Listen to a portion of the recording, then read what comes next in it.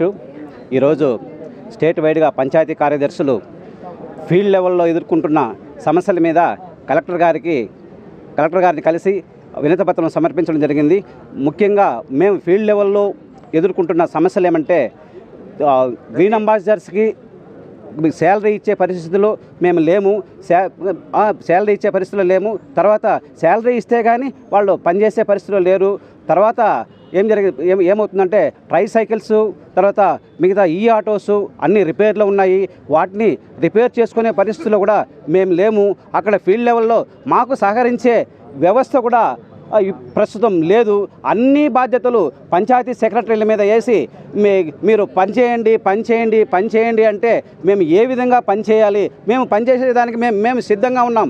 మేము పబ్లిక్ సర్వెంట్గా మేము సిద్ధం.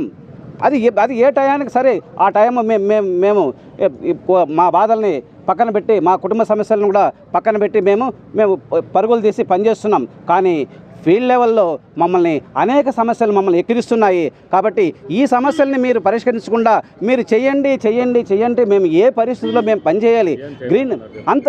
గ్రీన్ అంబాసిడర్స్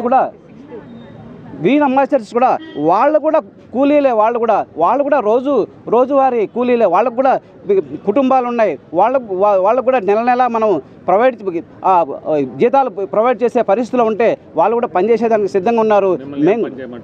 మమ్మల్ని 6:30కంతా పోయి చెత్త ఫోటోలు తీయండి, చేయండి అని చెప్పేసి అంటున్నారు. కానీ కొద్దిగా మానవత్వంతో మేము అడుగుతున్నాము మా పై అధికారులని.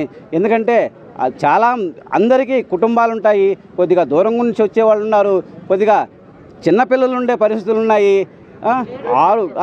చాలామంది ఆడవాళ్ళు, లేడీ ఎంప్లాయీస్ కొద్దిగా ఇబ్బంది పడుతున్నారు. కొద్దిగా మానవత్వంతో అధికారులు ఆలోచించాలని చెప్పి ఈ విషయంలో మేము పనిచేసేదానికి కొద్దిగా 6:30 కంటే కొద్దిగా ఆలోచన చేయాలని చెప్పేసి ఒక మానవత్వంతో పై అధికారుల్ని, మినిస్టర్ని, సీఎం గారిని మేము రిక్వెస్ట్ చేసుకుంటున్నాము. అంత తప్పితే మేము పనిచేయడానికి ఎప్పుడూ సిద్ధంగా ఉంటామని చెప్పేసి మేము విన్నవిస్తూ మా సమస్యల్ని కొద్దిగా ఆ ఫీల్డ్ లెవెల్లో ఉండే కలెక్టర్ గారు, నాకు కూడా గ్రీవెన్సెస్ ఉన్నాయి, నాకు కూడా సమస్యలు ఉన్నాయి, మీకుండే సమస్యలు మాకు కూడా ఉన్నాయి. మీరు ముందు పని చేయండి, తర్వాత మేము ఆలోచన చేస్తాము అని చెప్పేసి కలెక్టర్ గారు కూడా చెప్పడం జరిగింది. పని చేసేదానికి మేము సిద్ధము. అక్కడ ఉన్న సమస్యల్ని మమ్మల్ని ఎక్కిరిస్తున్నాయి. ఈ సమస్యని పరిష్కరించండి. 6:30కి అనేది. అందరికీ నమస్కారం. నేను నిండ్రలో ఉన్నాను. ఇప్పుడు కార్వేట్ నగరం ట్రాన్స్ఫర్ అయ్యాను. నా పేరు ధరణి. ఇక్కడ గ్రీన్ అంబాసిడర్స్ వచ్చి ఇది పార్ట్ టైంగానే చేయగలరు, ఫుల్ టైంగా చేయలేరు వాళ్ళు. ఎందుకంటే వాళ్ళు అగ్రికల్చర్ పనికి వెళ్తారు, ఉపాధి హామీ పనికి వెళ్ళి తర్వాత ఇది చేయగలరు. ఎందుకంటే మనం ఇచ్చే 6,000 వాళ్ళకి సరిపోదు కాబట్టి వాళ్ళు ఇతర పనులకు కూడా వెళ్తారు.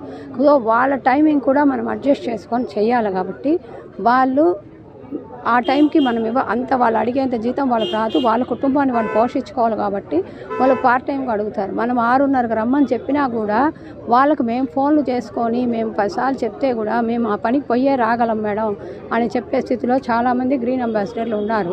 సో అది కూడా దృష్టిలో పెట్టుకోవాలని అధికారులకు తెలియజేస్తున్నాను.